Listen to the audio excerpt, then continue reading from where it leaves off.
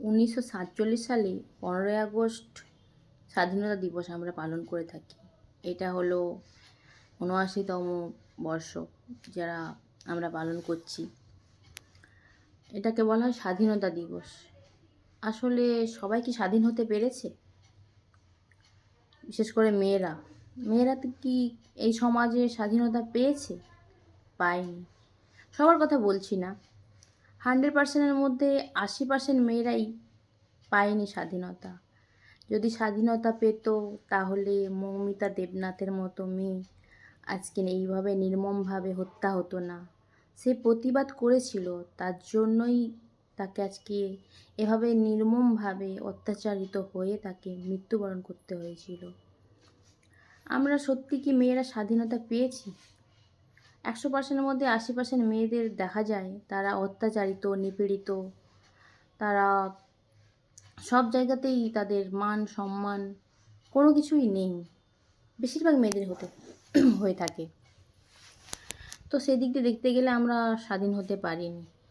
এই সমাজে মেয়েদের বলা হয় যে, বিয়ের পরে বলা হয় এই মাথায় ঘোমটা দিয়ে রাখো, এই বোরখা পরে থাকো, পরপুরুষের সামনে মুখ দেখাবে না।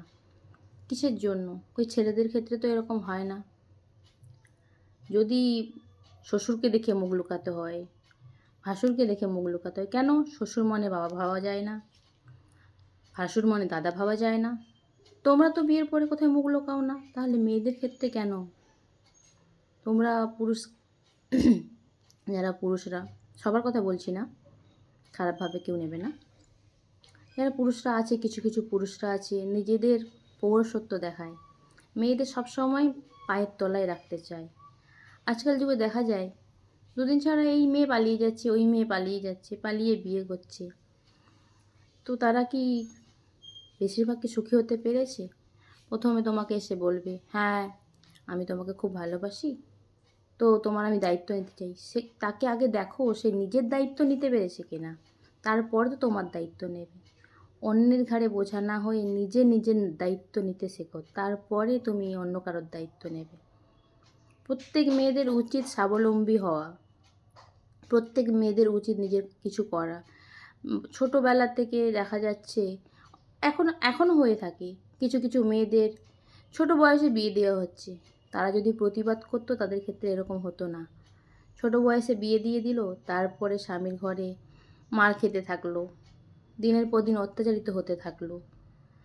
সে এসে বাবা মাকে বলল, বাবা মা বলল ঠিক আছে মানিয়ে নে। সে মানিয়ে নিতে থাকলো, কিন্তু শেষ পর্যন্ত কি হবে? বাবা মাও তো সারা জীবন দেখবে না, সেই দিনের পর দিন অত্যাচারিতভাবে, নিপীড়িতভাবে তাকে থাকতে হবে, অত্যাচার সহ্য করে থাকতে হবে।